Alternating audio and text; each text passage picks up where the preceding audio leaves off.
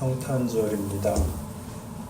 성탄절은 예수님께서 오신 날입니다. 성경의 기록처럼 양치던 목자들이 양틈에서 자고 있는데 천사들이 나타나고 예수 그리스도의 오심을 저들에게 알리고 그 소식을 전한 후에 수많은 천군 천사가 함께 하나님께 찬송하기를 지극히 높은 곳에서는 하나님께 영광이요 땅에서는 하나님이 기뻐하신 사람들 중에 평화로다 라고 외칩니다. 우리 하나님은 구원자이십니다. 그런데 구원자이시기 전에 그분은 창조주이십니다. 무슨 말일까요? 상식적으로 생각해 보면 창조가 먼저 있었고 그 다음에 타락했고 그래서 구원하는 거니까 당연히 순서상 창조가 먼저일 텐데 여기에는 이런 의미가 있습니다. 하나님을 믿는 사람들 뿐만 아니라 이 창조 세계 전체에 대하여 그분의 뜻을 펼쳐가신다 하는 뜻입니다. 요한복음 3장 16절의 말씀처럼 하나님이 세상을 이처럼 사랑하사 독생자를 주셨으니 입니다. 믿는 자들만 사랑하사가 아니고 세상을 사랑하사 아무 조건도 전제도 없이 하나님은 구원을 선포하시고 하나님의 하나님 되심을 그 아들을 보내심으로 선포하고 계십니다. 이처럼 사랑하사입니다. 이처럼이란 뭘까요? 십자가죠. 예수의 오심, 즉 성탄의 의미가 바로 이것입니다. 성탄의 사건이 우리에게 보여주는 것이 인간을 향한 신의 집념 혹은 고집이라고 하면 너무 무례할까요? 그러나 이렇게 표현할 수밖에 없는 것이 하나님은 역사와 세계를 향하여 하나님의 하나님 되심을 한 번도 포기하신 적이 없으며 그 성실하심과 지혜와 권능을 아무것도 방해할 수가 없습니다. 그래서 예수님은 우리 모두의 형편에 찾아오기로 하십니다. 냄새나는 말밥통으로 사람이 하나님을 버리고 떠난 자리에 배신한 자리에 도망간 자리에 하나님이 찾아오시는 것입니다. 하나님이 하늘 보좌에 앉으셔서 천둥 소리로 구원을 선포하고 인류의 운명을 선포하고 그리고 하는 거 봐서 심판하고 잘하면 상 주고 못하면 벌 주고가 아니라 하나님이 인간 세상으로 찾아 들어오셨다. 그리고 어느 자리까지나 하나님이 함께 계신다. 성탄이라는 그런 것입니다. 임마누엘, 하나님이 우리와 함께 계십니다. 예수님의 생애에서 특별히 십자가 순환에서 보는 바와 같이 우리들의 배신, 우리들의 조롱, 우리들의 살의 그 모든 자리에 오십니다. 이 문제에 대한 성경의 제일 유명한 반론은 사탄의 광야 시험일 것입니다. 사탄이 예수님께 와서 시험을 합니다. 예수님께서 공생애를 본격적으로 시작하시기 전에 사막에 나가서 기도하시며 40일을 금식하시죠. 그 앞에 사탄이 나타납니다. 시장하실 텐데 이 돌들로 떡을 만드시죠. 그러자 예수님이 답하십니다. 인류에게 필요한 것은 먹고 마시는 것이 전부가 아니다. 하나님의 뜻이 최우선적이고 전부다. 그래요?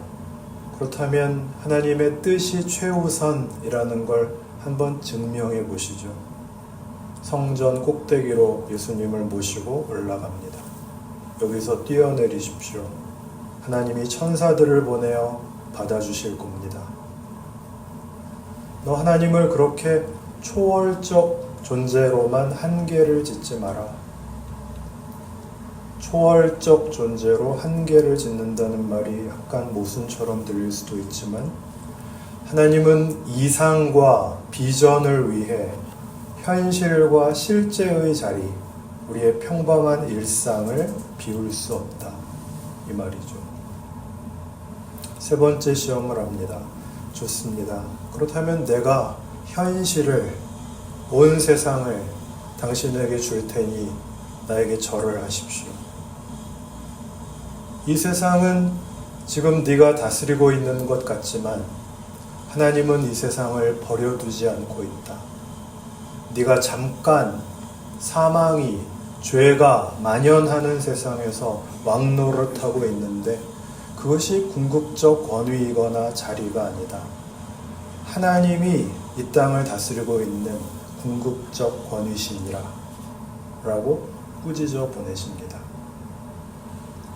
그러니까 예수님은 돌로 떡을 만들어주러 오신 것이 아니고 성전에서 뛰어내려도 괜찮은 무슨 초능력을 보여주러 오신 것도 아니고 세상 질서에 항복해서 사는 인생에 대하여 외면하시거나 방관하고 계신 것도 아니라 라고 선언하는 셈입니다.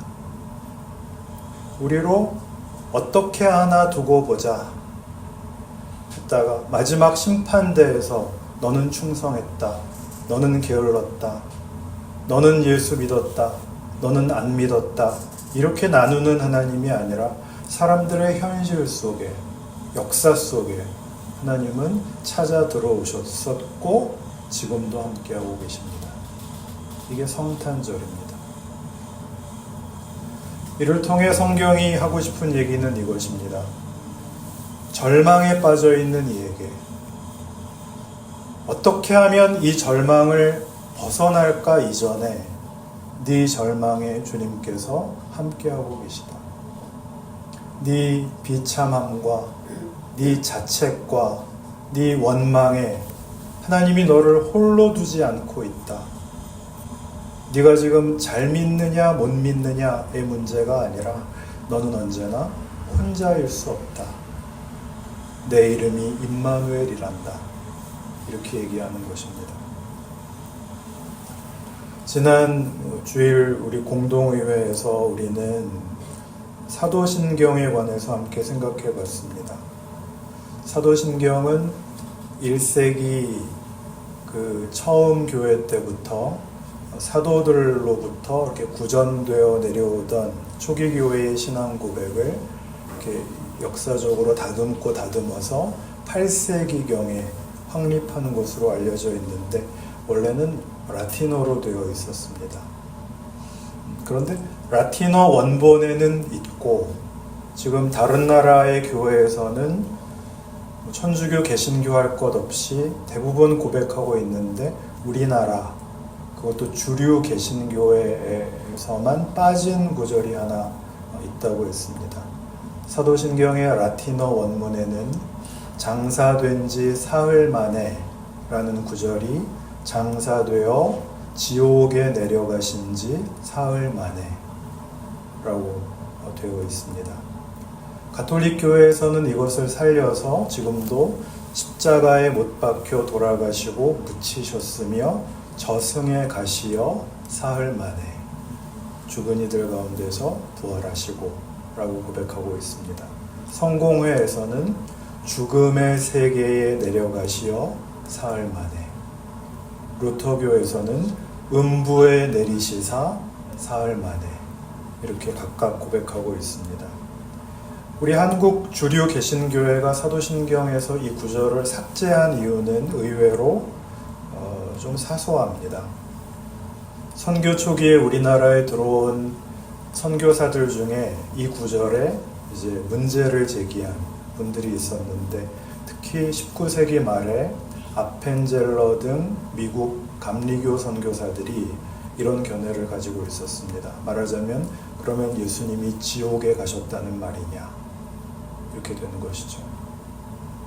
그때 이제 현실적으로 장로교와 감리교가 같이 사용하는 찬송가를 이제 제작하게 되었는데, 여기 사도신경을 어떻게 넣어야 되느냐가 문제가 됐답니다.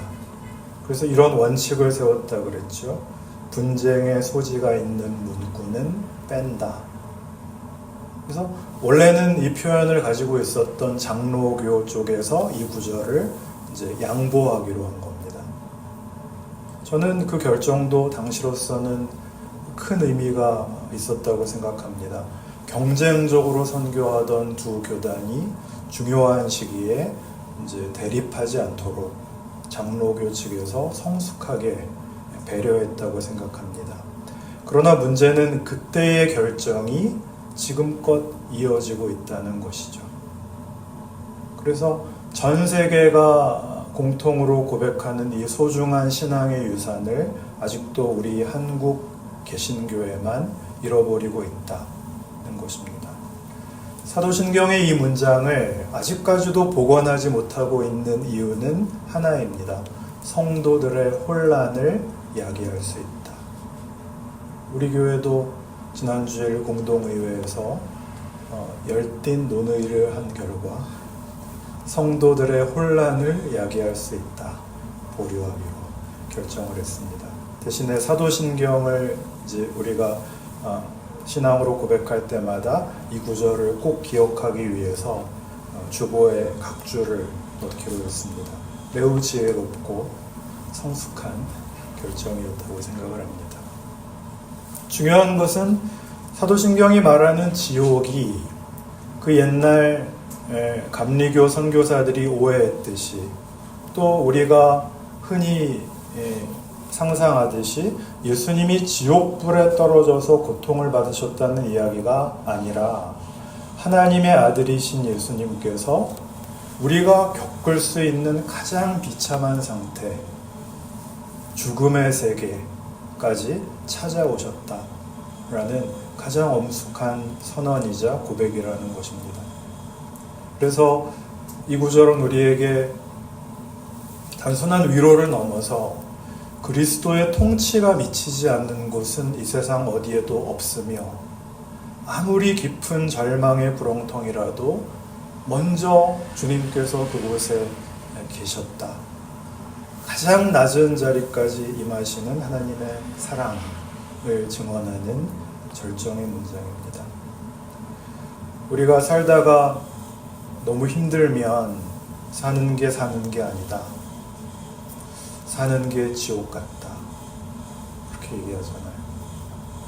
그야말로 우리가 아는 최악의 경우이죠. 그런 최악의 경우, 그래서 삶의 의미를 잃어버린 이에게, 심지어 극단적 선택을 생각하는 사람에게 나는 더 이상 하나님을 믿을 수 없습니다. 기대할 수 없습니다. 하나님을 원망하고 저주하는 그 자리에까지 하나님이 찾아오신다 라는 실존적 복음이 사도신경의 이 구절이고, 그것이 바로 성탄의 메시지입니다. 그 정도로는 부족할까요? 우리가 바라는 것은 늘 돌로 떡을 만드는 것입니다. 성전에서 뛰어내릴 때 하나님이 받아주시는 것이고, 절하면 하나님이 모든 것을 만사형통하게 해주시는 것입니다. 왜 그렇게는 안 해주실까요? 왜 쉽게 우리의 고난을 해결해 주시지는 않을까요? 쉬운 헌신, 쉬운 정답이 전부가 아니라 우리의 인생은 쉬운 정답의 연장선상에 있지 않다, 그러시는 것처럼 보입니다. 외람된 말씀입니다만 우리도 이제 같이 나이를 먹어가는데 우리가 알게 된 것이 하나 있습니다. 인생에서 울 줄을 모르고 울 일이 없는 사람은 어른이 될 수 없다는 사실입니다. 같은 맥락에서 이만큼 우리가 교회에 다녀서 알게 된 것이 있습니다. 예수를 잘 믿으면 만사형통하지 않습니다. 열심히 기도를 한다고 기도한 대로 다 이루어지지는 않습니다. 학생들이 다 함께 모여서 울면서 기도하면 공부를 하나도 안 해도 성적이 잘 나올까요? 그러면 좋겠습니다. 지난 수능에서 만점을 맞은 학생을 인터뷰하면 저는 공부는 하나도 안 했습니다. 고등학교 3년 내내 남들 학원 갈 때 저는 교회 가서 기도만 했습니다. 그동안 저를 위해서 기도해 주신 하늘소망교회 교인들과 특별히 담임 목사님께 이 영광을 돌립니다. 그러면은 교회마다 학생회가 얼마나 부흥할까요? 아마 시험 때마다 부흥할 겁니다. 그런데 그렇지 않아서 다들 시험 때라 주일날 학원에 가느라고 교회에 못 나옵니다. 가 우리의 정직한 현실이죠.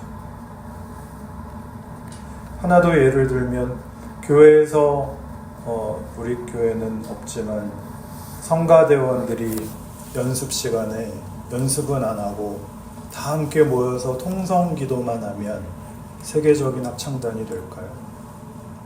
아니요, 그렇게는 아무도 안 믿습니다. 새로 오신 성가대 지휘자께서 이제 우리 성가대 수준을 더 높이기 위해서 앞으로는 찬양대 연습 시간에 악보는 다 치워버리고 통성기도회를 하겠습니다. 그런다면 수준이 높아지는 게 아니라 목 쉬어서 찬송을 망칩니다. 그런데 우리는 다들 힘들어서 발을 동동 구르고 있는데 아무것도 모르는 천진난만한 얼굴로 기도만 하는 사람을 믿음이 좋다고 합니다.